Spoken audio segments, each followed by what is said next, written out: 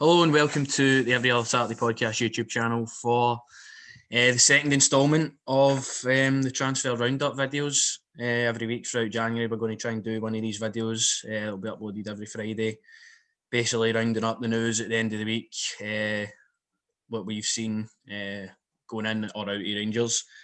There's a couple to talk about in this week, not really any outgoings as such, but a couple we can talk about coming in maybe. If you could subscribe to the channel, like the YouTube video, and follow the socials in the description, that'd be much appreciated. Sorry. So there we go. Finally said it, mate. We'll go into this. And the first player that I've seen really linked with us this January in like a very sort of, don't know how you would word it, like it seems like it's bound to happen at some point, is Scott Wright for Aberdeen. To me, obviously we've seen him play at the weekend. I think that was his first start in a while. He was injured.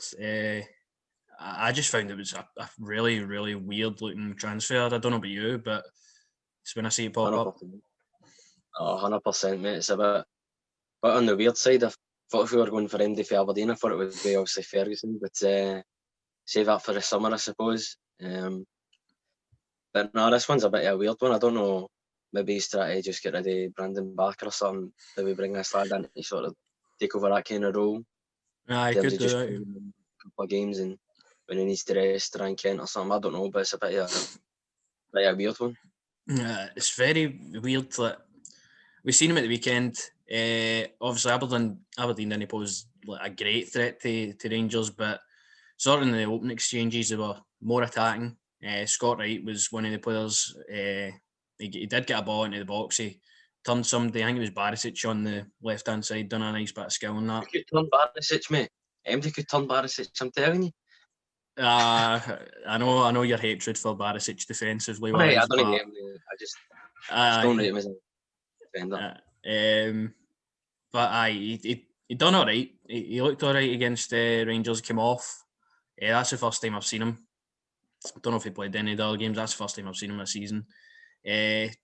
Probably good to mention, he's 23 years old, sort of an attacking midfielder, wingers type, sort of like maybe Yanis Adji-esque. And Rangers are looking to do a deal in January because he's out of contract in the summer, which means obviously pre-contract stuff, similar to Glenn Kamara, Jordan Makes Jones sense, at the time. to be honest. Same sort of situation with Hangwick Kilmarnock, wasn't it? He was on a free to St Mirren, wasn't it? And he's went out on sort of loan, basically.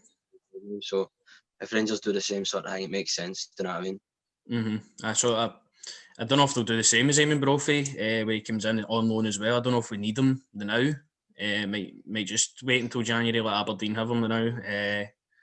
But it's gathering a lot of pace. I see it a lot. McInnes also confirmed yesterday that Steven Gerrard was on the phone talking about Scott Wright, saying there was interest, and apparently Gerrard was looking to get a deal done in the right way. So I don't know. I feel it will happen because of the approach Rangers have made towards Scott Wright. And his stats for this season, 16 appearances and just the 2 goals. So I don't know, he's been injured a lot. He looks like a tricky sort of player, more Yanis Adji sort of style.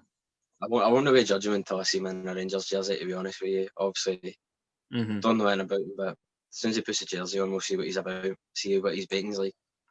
Yeah, and that's exactly it. So, exciting Scottish talent maybe coming for your own league. Obviously, you like to see that. I like to see that as a Rangers fan anyway, getting players for our own league, seeing if they can step up to the mark at Rangers. So, Scott Wright came out of nowhere after the Aberdeen game, but looks like it could be happening. So, any final sort of thoughts at all before we move on to the next one?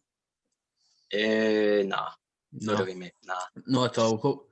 We hope Scott Wright's a Rangers player soon and we can see what he's about. We'll see what he's about. And then the more exciting one for me that I've seen a lot over the summer as well, gathering pace in January again, linked with Celtic, Fenerbahce. I don't know if I'm pretty sure he failed a medical or he rejected Club Brugge in the summer as well. So that man is QPR's left midfielder, Bright Osayi-Samuel. I've probably butchered that, but it's a mouthful. 23-year-old left midfielder, QPR this season. 21 appearances, 3 goals, 3 assists. I was watching some videos on him. He looks a very strong, direct, sort of pacey winger.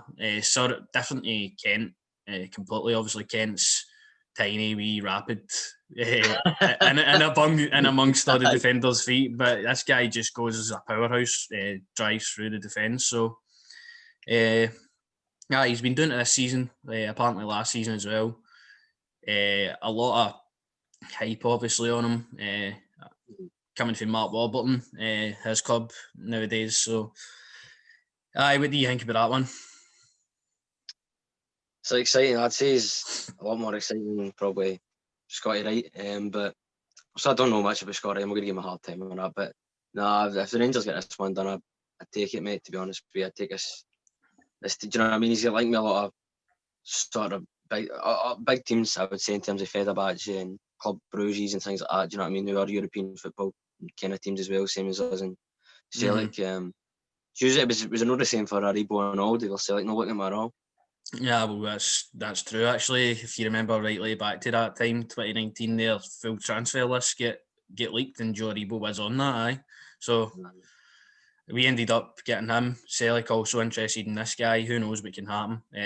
Personally, who would be looking at going to Celtic now, the state they're in? That's just me.